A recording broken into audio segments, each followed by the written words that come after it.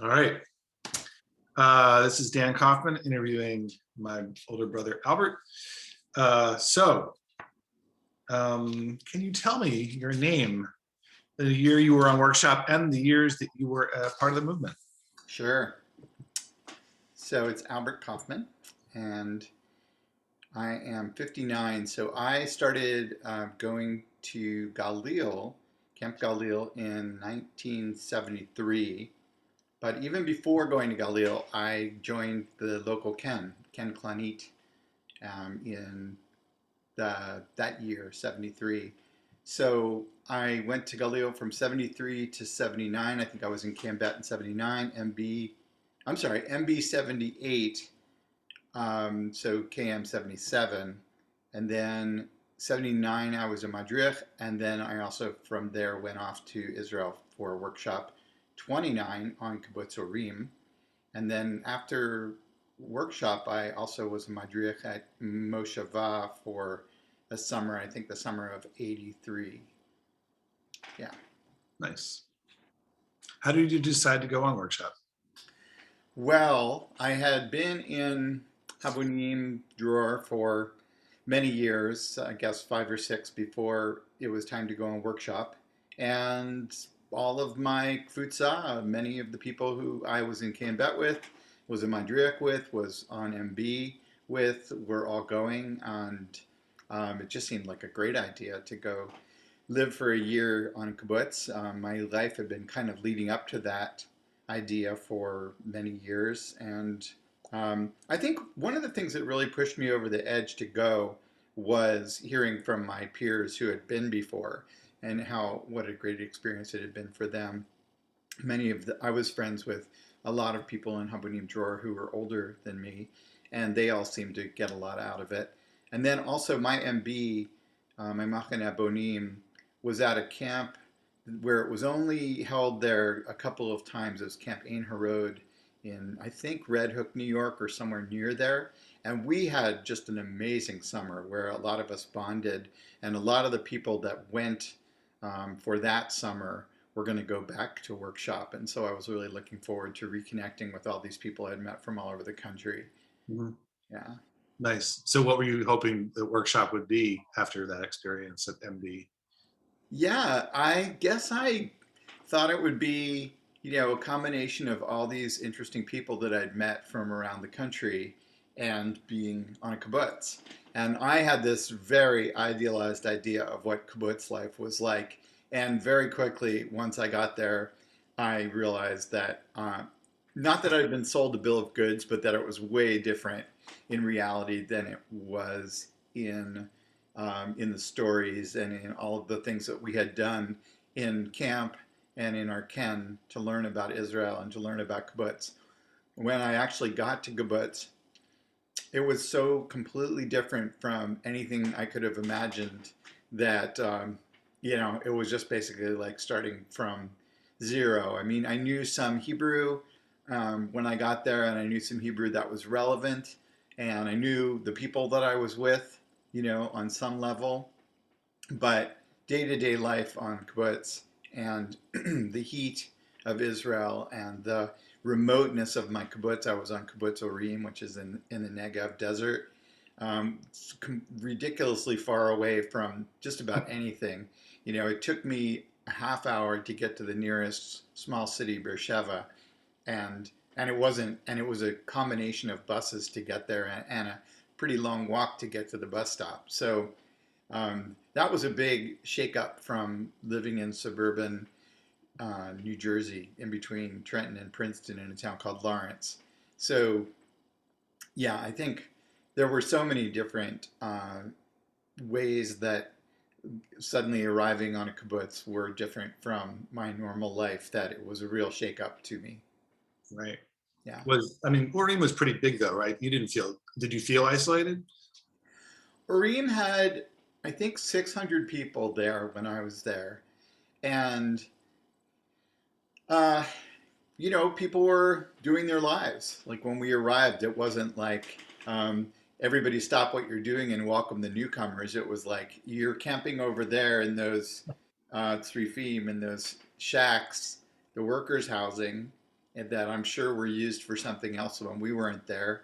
Oh, Probably they're volunteers, and they were just sort of small, like one bedroom rooms that didn't, that shared, the two of them next door to one another would share one bathroom, and that was our shetach, that was our area, and we had two rows of houses like that. So we suddenly ended up in this space with the other people that were on our program, that were on workshop together with us. But the rest of the kibbutz were slightly interested in the fact that we were there, but really didn't like roll out any kind of red carpet. They were just like, great, new workers. And so um, I wouldn't say that it felt isolating, but it also wasn't a warm, friendly welcome. Um, so there was that. was it different when you finally got integrated in the kibbutz, like as a, working your enough and everything? Yeah, I think over time, most of us found our way to different connections there. Like I worked in the refet with the cows. Well, actually, our first month or so there, we did an olpan, and then you could decide when you wanted to leave, or you could leave early. If you left, you had to work those hours, and so we would do an olpan of learning Hebrew for 4 hours a day, and then work for 4 hours. But I think in the very beginning, I seem to remember we were called out to work in the fields to pick melons, and so we would wake up at 4 o'clock in the morning, and we would go out into these melon fields, and we would follow this giant machine that would basically drive through the melon fields, and we would lift the melons up onto this conveyor belt that then would go into a truck. And when we got to the end of the row, it took a while for the machine to turn around, and so we would usually have a little bit of a pause there, maybe have a small cup of coffee, or maybe have where someone would smash open a melon and we would like feast on a melon. So that was kind of fun. And then, uh, through time, so suddenly we were meeting some Israelis, and we were meeting some people who were working in that job, and then we would come at 8 o'clock in the morning into the Chadar Ochel and eat with everybody. So we were starting to see the other people, and there are other ways that the kibbutz tried to integrate us into the life there. We each got assigned a kibbutz family. My kibbutz family is the Kudlers. I'm still in touch with a couple of them. And, different people have different relationships at this point with their kibbutz families. Mine, my father passed away years ago, but he was a really lovely man. He played music. And so I loved going to their house for Shabbat, because, he would just play music and I play music. And so sometimes we would play together. He was a very simple piano player. And he had 3 kids and his wife, and they all were very welcoming, and the kids and I got along really well. I'm still in touch with the son of the family, and Yochai Kudler. And so we keep in touch. I think he's still over in Israel. I mean, of course he is. That's where he lives. Um, and then we also had a family that was just like there for us. Rafi Goldman, I think was the guy's name. I want to say he's like, American who had made Aliyah and lived in Israel. And there were a couple other people too there that I knew. A guy named Nadav, I believe, who had been a shaliach to Galil, was there. So like there were a couple of familiar faces, and over time, it became more and more familiar. And then eventually I landed working in the refet with the cows. And so the whole staff of that group were people who I socialized with, or at least knew who they were. And so then, over time, just became more familiar. But I still think that there could have been more effort made to integrate us into kibbutz life. Like the kibbutz could have made more of an effort to introduce us around and get us kind of circulating. But that's just not the way that it unfolded. And I think that was a missed opportunity. But, at the same time, I also had 30 people in my workshop that I was socializing with and was hanging out with, and that was great. Nadav Dror, he was the shaliach. I remember him. Right. That Yeah, he and his beard. wife. I don't remember her. Harriet, maybe. He had that Herzl beard, I think. Yeah. Yeah. um, cool. Let's move on to what daily life was like on workshop. So, like, can you walk me through a typical day on kibbutz? Like, what was your kibbutz job? Well, so you said you worked in the Right. Raset. Roommates, madrichim, people like that. Who did you interact with? Sure. Well, so working in the Refet, we went from milking cows 2 times a day to 3 times a day the year that I was there. And so that meant the cows were milked at a variety of times, one of them being 4 o'clock in the morning. And so, depending on what um, my schedule was like for the week, I could be working from, sort of 9 to 5 or 3 to midnight or 4 o'clock in the morning to 10. There were all sorts of shifts. And sometimes someone would be sick, and so you'd just be called in to go and work. So it was a wide variety. And that was I think that was my one and only time working um, in a sort of graveyard situation. I remember one morning I was having sex with someone in my room, and all of a sudden there was a knock on the door, and one of my friends was like calling me and reminding me that it was my turn to go milk the cows, and it was like 3 o'clock in the morning, and so I was like, okay, I'll go. And she knocked again. She's like, no, now.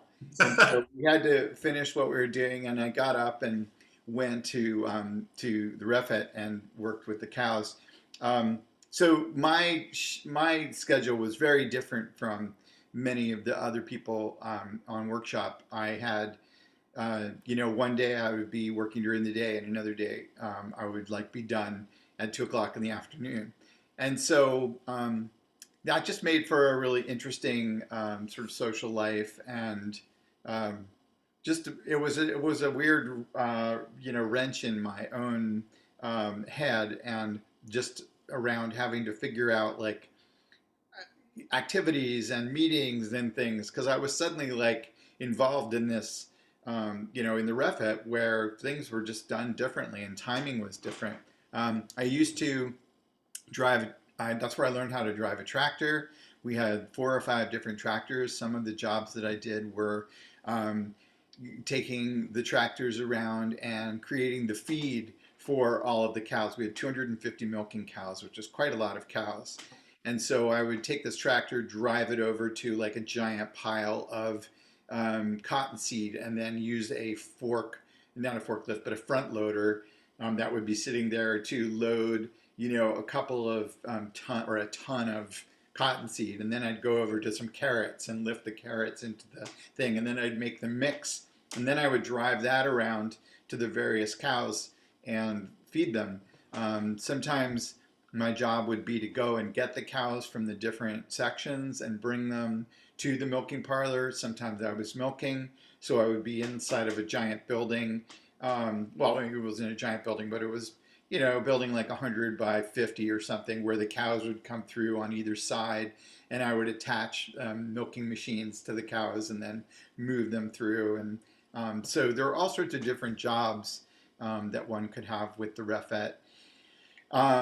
So that was one chunk of my life there. I also had a job for a couple of months.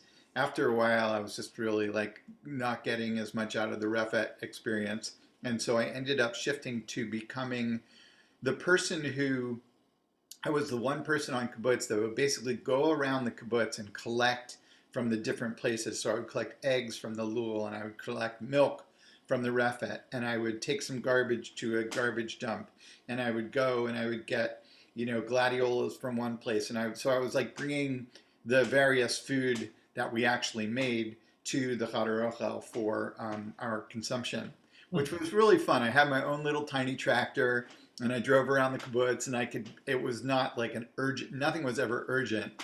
So I could just like take my time with it. And I was just on my own a bunch. And part of that job also was working in the Kolbo, the little store that was right below the Chadar Ochel. And so for the afternoon, I would work with the guy who managed that store to restock it and to just make sure that everything was running correctly. And what was really fun about that was that we would end our day at like 2 or 3 o'clock in the afternoon, and my coworker liked to drink, and so we would make screwdrivers at the end of the day, pretty much every day.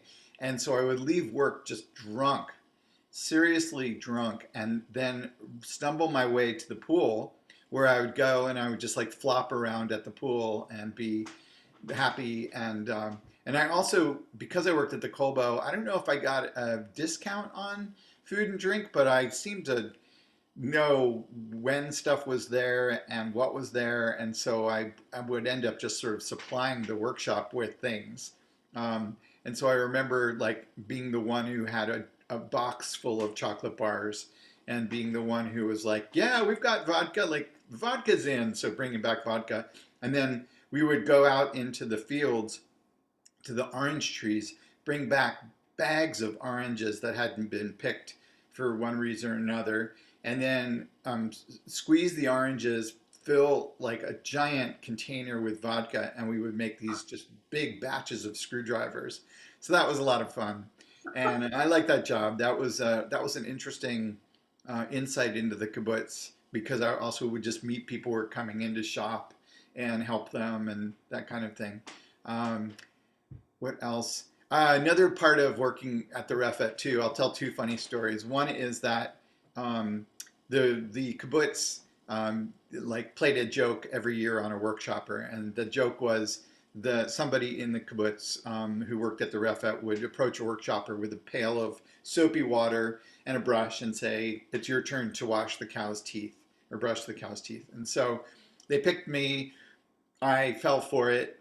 I didn't fall for it right away. I actually checked with a second person just who wasn't at a meeting where I was being presented with this. And the person said, "Oh yeah, you know, everybody has to do it. It's your turn." So I took the pail of soapy water and I walked over to some cows that had been caught, and just like, meaning they're just like there in sort of like these things that kind of hold them in place. And I started brushing the first cow's teeth. Then I moved on to the second one, and all of a sudden, as I start the second cow, I hear this tittering sound behind me, and I turn around, and everybody from the Refet and many of their kids were in a big semicircle taking pictures and laughing their asses off as I brushed the cow's teeth. So that led to, um, well, it was funny in the moment, but it also led to a whole year's worth of entertainment for these kids, because once that word got out, the kids told each other, and then every time they'd see me, they would point to me and they would talk to each other in Hebrew and say, "Look, that's the one. That's the guy who brushes the cow's teeth." And at the very end of the year, they also the kids put on a play for us. Maybe the whole kibbutz put on a play for us, sort of recounting our year. And my scene with the cows made it made it into that play. So that was fun. And then a second thing that I really loved was, um, I just loved being at the Refet. I loved the smell of the feed. I loved some of the feed was still edible. So sometimes, like when I would be picking up Brussels sprouts, for instance, you know, there were still Brussels sprouts on the sprout that the cows would eat, but like they're still edible, or carrots. And I just enjoyed just like the sort of the food and making food and being around the animals. And so one thing that I love to do is go out there at night with my guitar and just be amongst the cows, and I would just stand up and jam and play Grateful Dead and stuff to the cows. Sometimes I would bring, if I was dating someone, I would bring them out there and do it with them, and they just seemed to enjoy that as well. So that was a real favorite time. I remember like one of the songs I loved to do was like, "I'm gonna wait till the midnight hour," and so I'd be out there at midnight, just me and the cows and my guitar, maybe a friend or two. So that was a lot of fun. Um, yeah, and then you asked me some other questions, but I've talked for a moment. Cows love music. They really do. Yeah, yeah. I remember visiting you during Pesach, and you showed us the refet. And I remember you sticking your hand in the mouth of Mhm. calves, because they like to suck on, suckle, and it was just like, what are you doing? Are you ever going to get your hand back? Anyway, Yeah. so who were your roommates and who were your madrichim? Sure. So my madrachim, like I said, was Rafi Goldman, and he was very friendly, and was our interim between us and the kibbutz, and could help us solve problems and help us if somebody was in an off they didn't like, he could solve that, or he obviously was involved in arranging all of our various tiyulim, our hikes around Israel. I seem to remember we took tiyul at least once a month, oftentimes for 4 or 5 days. We hiked through the Sinai for 4 or 5 days. We were in Jerusalem for at least a week. We did tiyulim all over the country. It was fantastic. I would say that was probably the biggest highlight of my workshop experience, was the tiyulim, and was the just amazing people who would take us hiking, through the Galilee or to En Gedi. We were in En Gedi and walking through the Jordanian hills. Like, I'm sure places that most people never are going to get a chance to go to, and just saw so many beautiful things. And then roommates, I think I was roommates with a buddy of mine named Kalman for the very beginning of workshop, but then I ended up in a room with a guy named Marty Mallon, or Martin Mallon, who was a wonderful roommate. He's from La Jolla, California. He's a surfer. He brought his surfboard to Israel with him, I believe, thinking he was going to get a chance to surf. I don't know if he ever did or not. He's also a guitarist, and he and his friends from California, from the Gilboa world, were kind of like a little Crosby, Stills and Nash, and so he knew tons of Crosby, Stills and Nash music, which I loved. And so we played music together. We both had guitars in our room, and we would just sit out in the middle of the shetach and play together. And I remember playing music with a lot of people that year.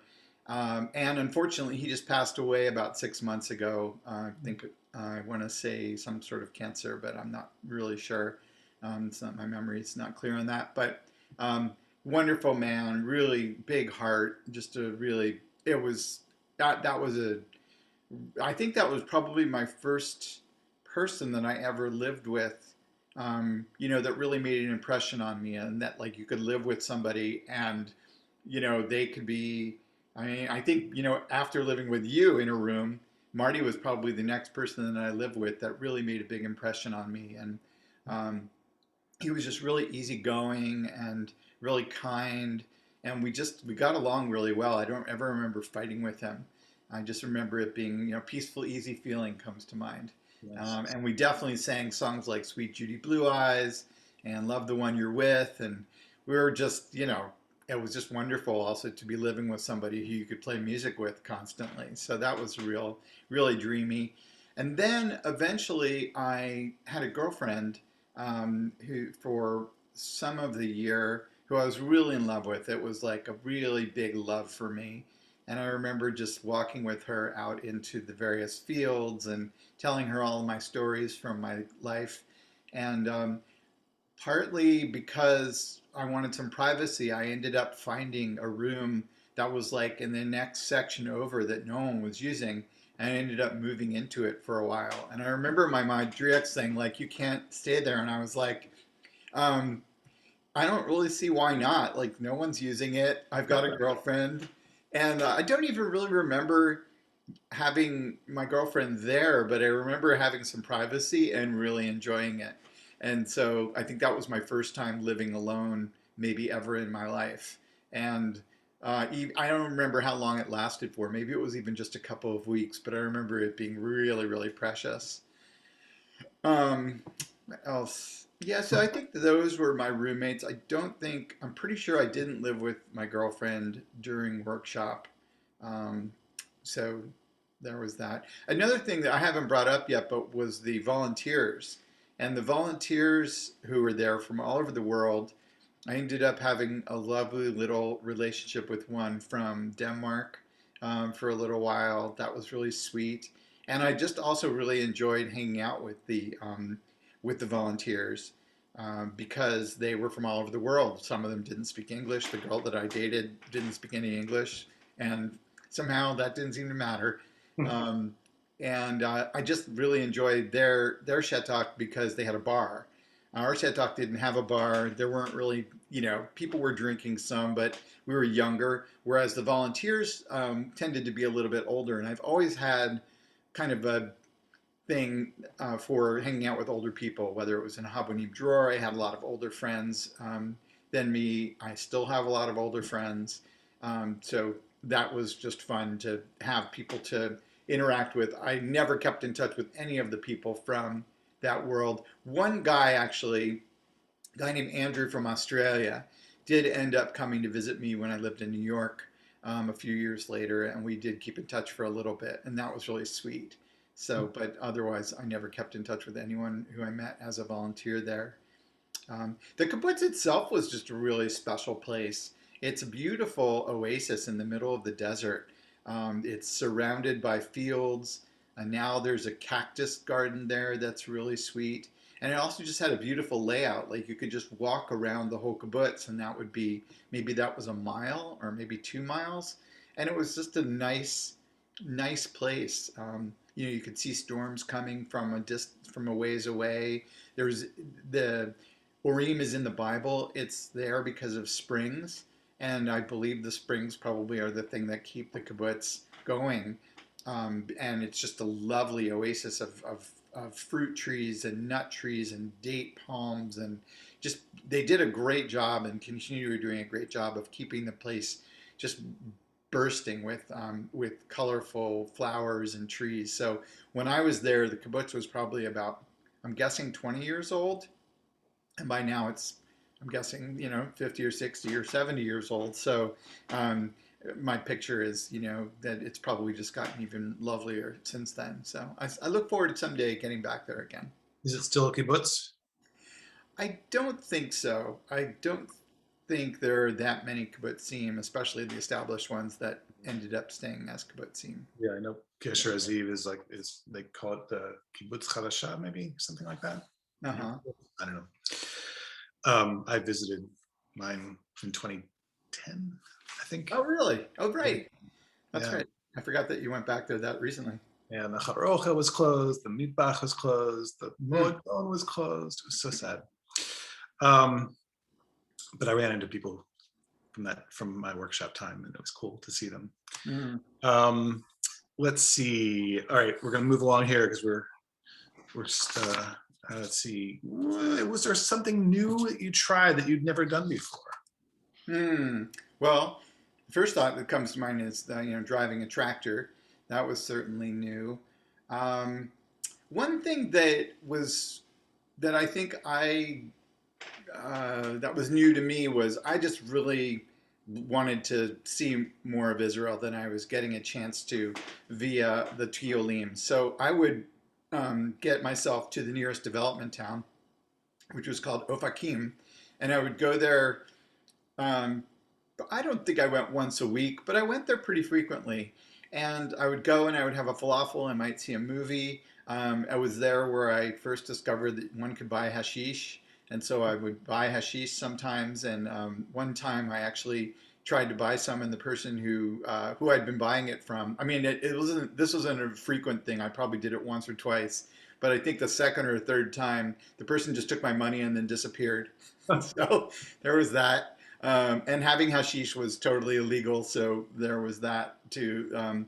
But after a while, going to the nearby development town or going to Beersheba were things that I really liked to do. And I think I really felt the pressure as workshop continued along to leave the kibbutz more often.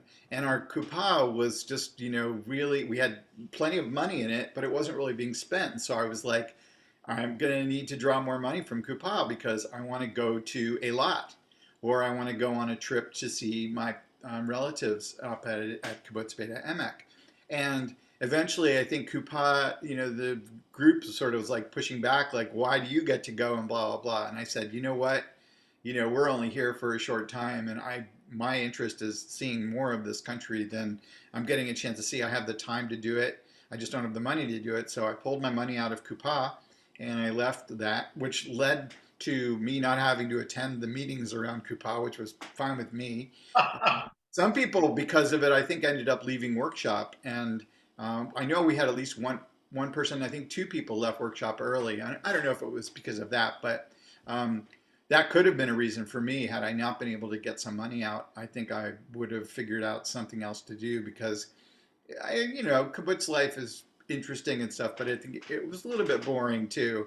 Into the 9 month, 10 month period, I think I was aching and itching for some more stimulation. I was also the person who would just jump at any chance to go see music, live music. So I got to see Paul Simon and I got to see the Persuasions, and there were a few other concerts, Elton John.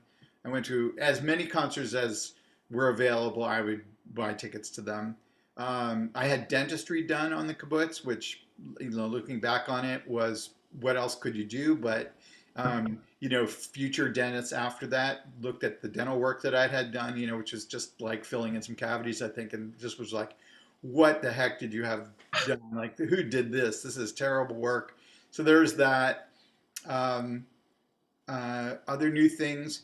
I think, just being through that program, that just really opened my eyes to a whole bunch of things. Living abroad, living in a desert, living in a different climate, living just in such a different place. Then I ended up, after my year on workshop, coming to New York City and going to NYU.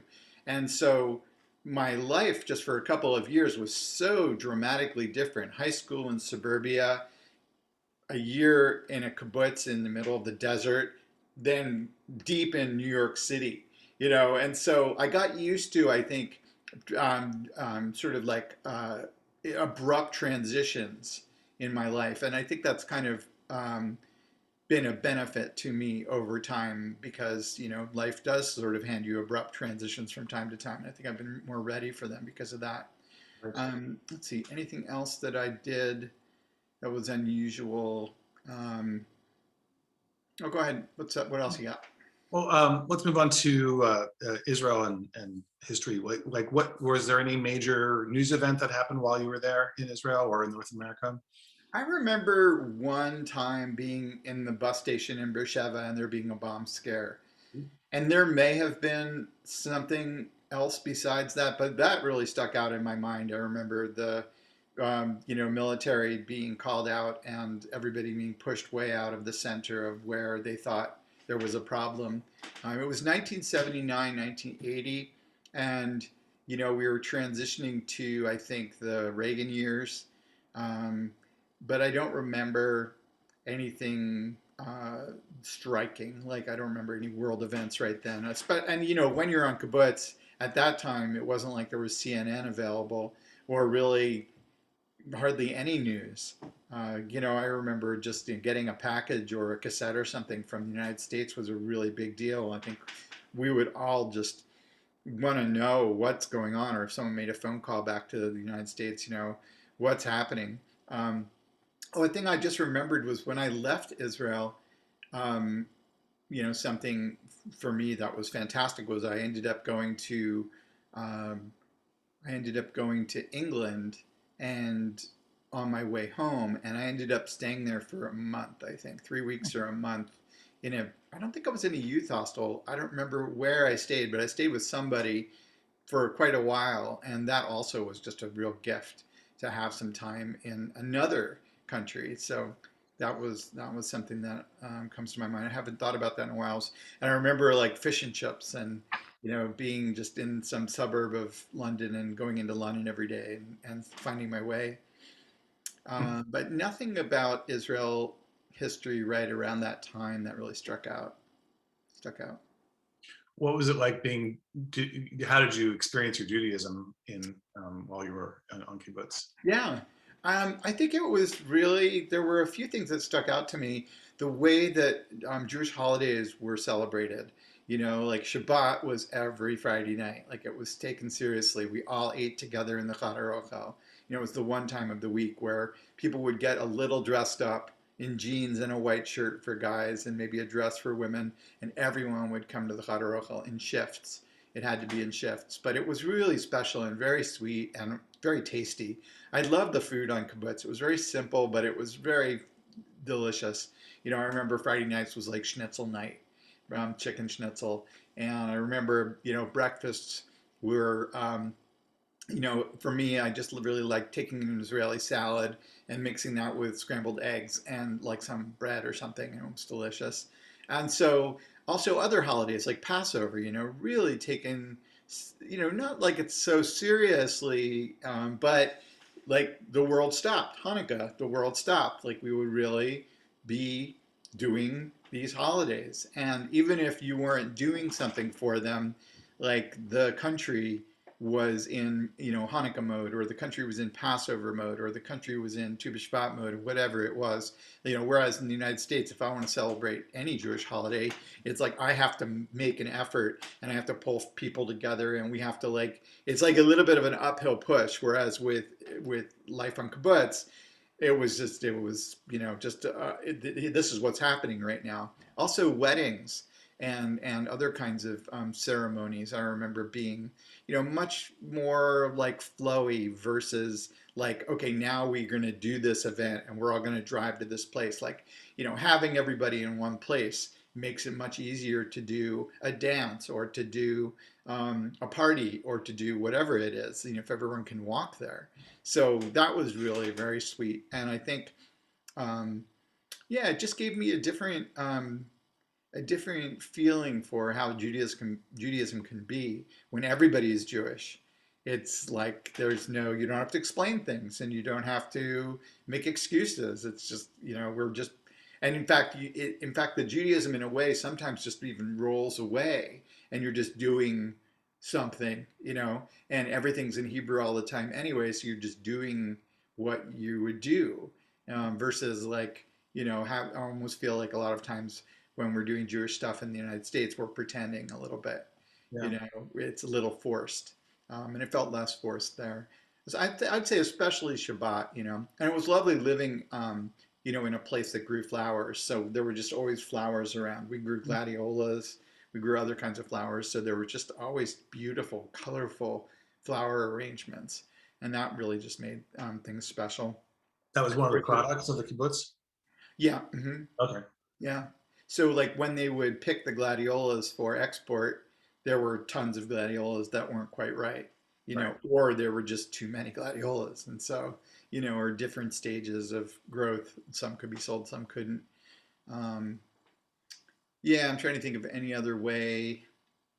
And the Judaism on kibbutz was, you know, very much like in line with the, excuse me, the Judaism that I like believe in and I do, sort of more of a cultural Judaism. You know, no one was really taking things to the, you know, we weren't in Jerusalem. We weren't part of, it wasn't a super religious kibbutz. So there weren't, you know, there probably were services somewhere, but I don't ever remember going to them.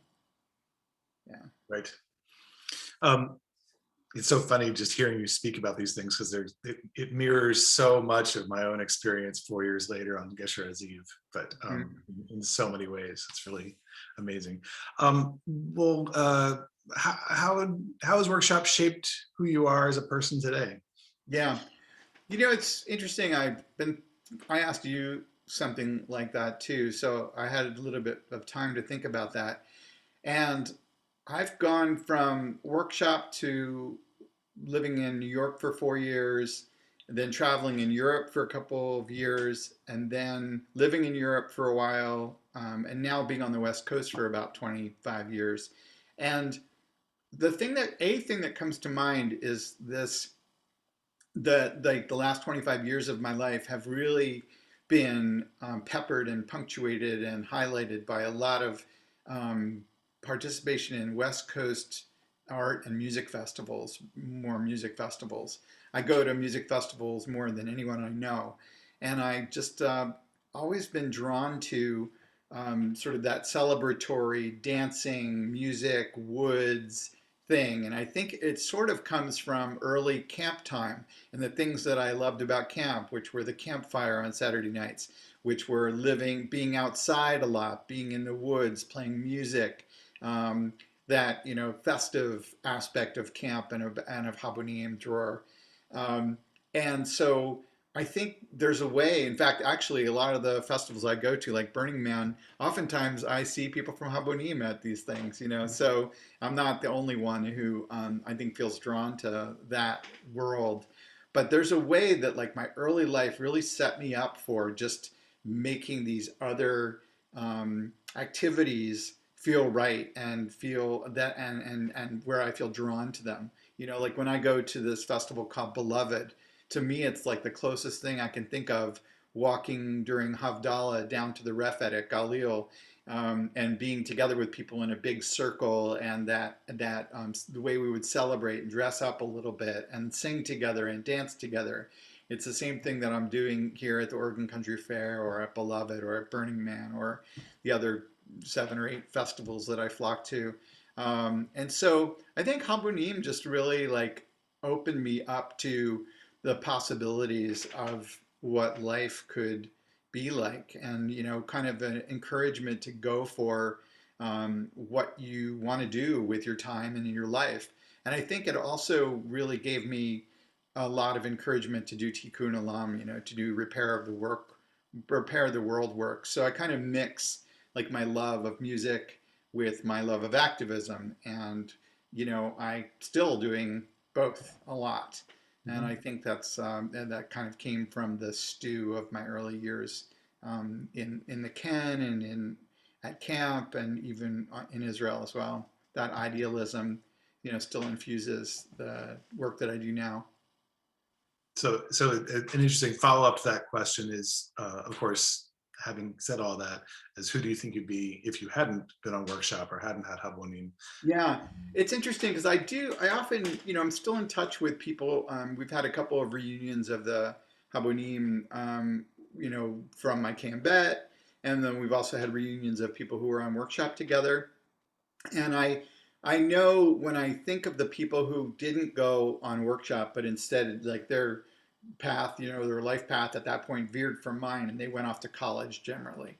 And so they missed that year of doing something different. They missed a gap year, you know, and I think for anyone that's doing a gap year, even these days, I think there's an advantage to it, you know, of getting out of the school, getting out of whatever pathway your life has been on, and to do a start veering and try something different. You know, maybe it's woofing on a farm, or maybe it's living on a kibbutz, or maybe it's you know, having a job for a year, whatever it is. I think really helps with then if you are going to go to college after that, or you're going to do something else, gives you like some idea that of like what real life is like. And even though kibbutz life is nothing like I imagine it would be, or um, you know, it's not like my life now. Um, there are some similarities, but it's not. You know, it's very different. Um, I think that you know, it was a really good thing for me, and I imagine if I hadn't done it, then I probably would have gone off to college right away, and who knows? You know, I'm not really sure exactly. I'm sure lots of my life would have been different. So who's to? It's, you know, it's really hard to picture, but I'm really grateful that I did have that opportunity to be on workshop. I think it did. I think it really did like kind of prepare me, especially for going to NYU. Had I ended up going to NYU a year earlier, I would have been in such a different path.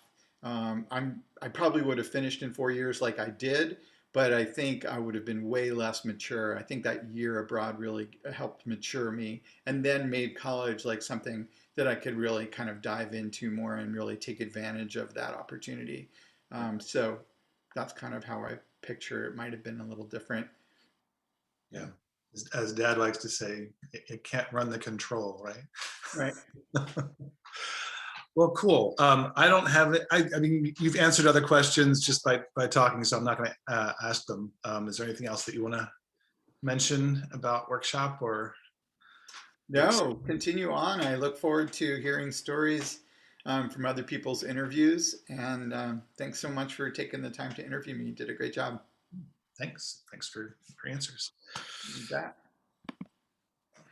Good.